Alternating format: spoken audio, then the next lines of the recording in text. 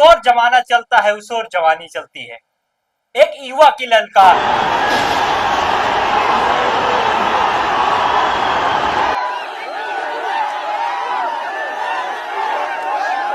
साथियों नमस्कार, मैं अनुराग तिवारी आप सबके साथ चीफ हमारा प्रदेश न्यूज से।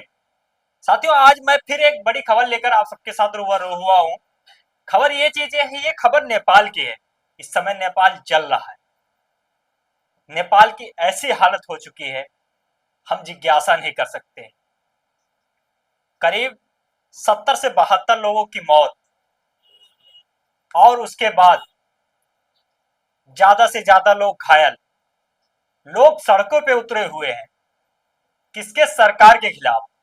वजह ये बताई जा रही है कि सोशल मीडिया के जो प्लेटफॉर्म है उनको बैन कर दिया गया। जो सोशल मीडिया के तमाम ऐप है उनको बैन कर दिया गया। बैन में मुख्य ऐप की बात करें, 26 ऐप बैन किए गए हैं, जिसमें मुख्य ऐप की बात किया जाए जो रेगुलर यूज लिए जाते हैं, फेसबुक, ट्विटर, यूट्यूब और इंस्टाग्राम। ये चार जो रेगुलर लगभग लोग यूज करते हैं आजकल सोशल मीडिया पर। लेकिन ये बैन करने के बाद वहां पर जो युवा थे उनके बीच आक्रोश और प्रदर्शन सरकार के खिलाफ। प्रदर्शन यहां तक बढ़ गया कि संसद भवन तक भी जल गया। मंत्री को इस्तीफा देकर जाना पड़ा। इतना मजबूर हो गए। मंत्री की बात कर ले जाए, प्रधानमंत्री की बात कर ले जाए, और आपको वीडियो के माध्यम से मैं दिखाने का प्रयास करूंगा कि वहां की जो रक्षा मंत्री है उनको चप्पल और जूतों से पीटा गया। प्रधानमंत्री की बात किया जाए वो देश छोड़कर निकल गए, और मंत्री की बात किया जाए वो देश छोड़ के निकल गए। कहने का तात्पर्य यही चीजें है, इस पे यही चीज निकल के आता है कि जिस ओर जमाना चलता है उस ओर जवानी चलती है। एक युवा की ललकार। सरकार को खड़े होकर जो प्रशासन है, पुलिस है, उनको चैलेंज दे रहा है कि हम चाहेंगे तो क्या नहीं कर सकते हैं, हम जनता हैं।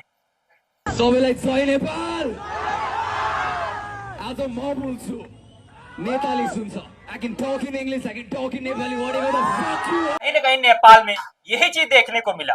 आज पूरा नेपाल जल रहा है। प्रधानमंत्री को अपना इस्तीफा देना पड़ा और मंत्री को इस्तीफा देना पड़ा। सब देश छोड़ छोड़ के चले गए। आर्मी लगाई गई कंट्रोल करने के लिए, लेकिन तब भी संसद भवन जल गया। जितने भी मंत्री के ऑफिस थे वो जल गए, राख में तब्दील हो गए। और वहीं पर आगे निकल के आता है एक बुजुर्ग जो कि आर्मी वाले के सामने नंगे होकर प्रदर्शन करता है कि गुरु करना हो कर लो। हम तो ऐसे ही भूखे नंगे हैं। जो सरकार को एक बताने का प्रयास है, आप चाहे हमें मार दीजिए लेकिन हम विरोध प्रदर्शन नहीं बंद करेंगे। लेकिन कहीं ना कहीं इन चीजों पे ये चीजें निकल के आ रही। क्या कारण है कि केवल सोशल मीडिया प्लेटफॉर्म बंद होने के कारण इतना बड़ा हिंसक पूरा नेपाल जल जाए? सोचने वाली बात है। लेकिन आपको बता दूं, ये नेपाल प्लेटफॉर्म सोशल मीडिया बंद करने का नहीं है। ये कारण वो गरीब, भुखमरी, महंगाई, बेरोजगारों की है, जो कि सरकार के तानाशाही से आए दिन सामना करना पड़ रहा था उनको। और सामना करते करते एक दिन ऐसा हुआ, कहते हैं ना कि अगर जनता चाहे तो क्या नहीं कर सकती है। वही जनता ने वोट देकर सरकार बनाई और वही जनता ने सरकार को इस्तीफा देने पर मजबूर कर दिया। संसद भवन छोड़ के भाग के जाना पड़ा, विदेश भागना पड़ा सबको। क्या कारण था नेपाल में? पूरा नेपाल जल गया। वीडियो और दृश्य देखकर आंख से आंसू छलकते हैं।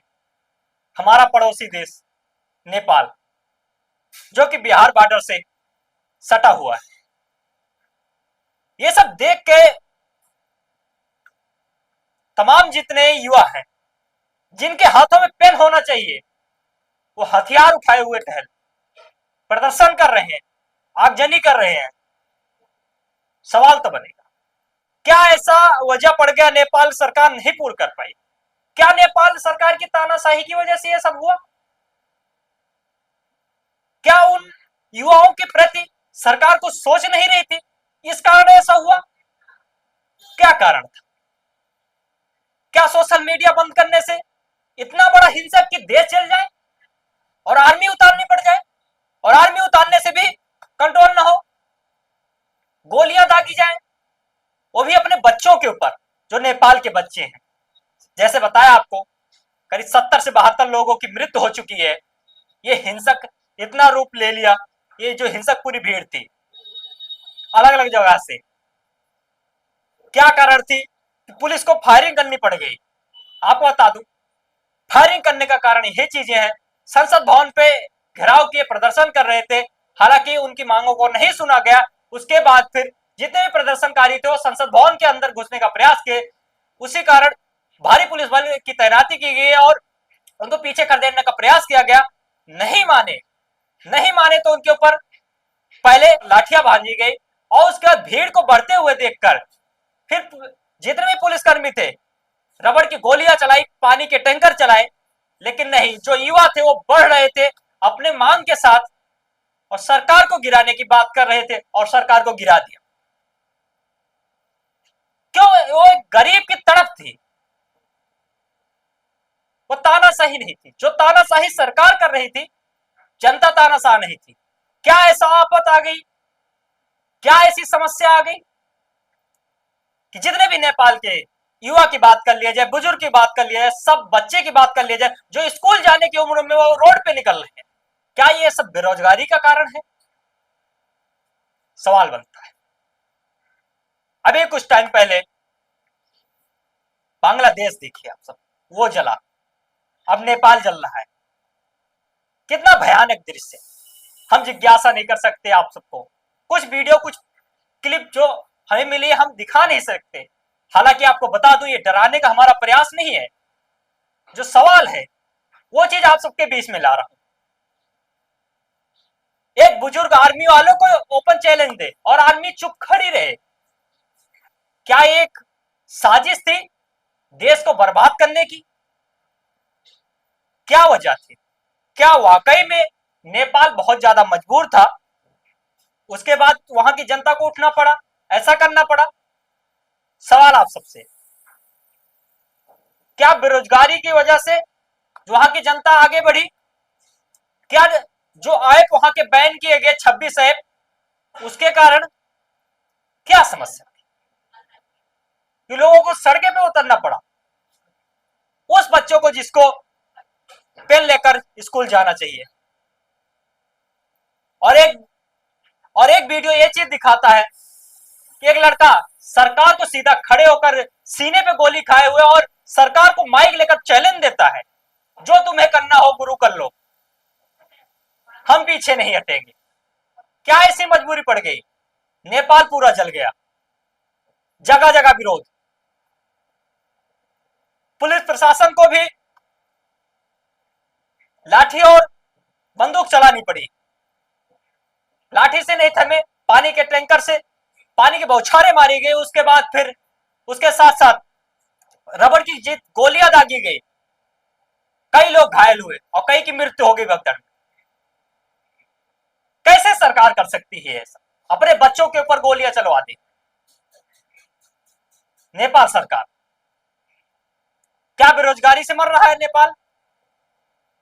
सवाल आप सबसे रहेगा। क्या है जो जहां की जनता ने कार्य किया, विरोध प्रदर्शन किया, वो सही है? सवाल आप सबसे। क्या नेपाल की जितनी जनता थी जो विरोध प्रदर्शन की, उसे काफी देश पर प्रभाव पड़ेगा? ये बात तो सही है, लेकिन जो इनका करना था क्या उचित था? जरूर आप सब बताएं और वीडियो को ज्यादा शेयर करें। आप सब चैनल को जरूर सब्सक्राइब करें, ऐसे तमाम वीडियो लेकर फिर मैं आप सबसे रूबरू होऊंगा। नमस्कार, जय हिंद।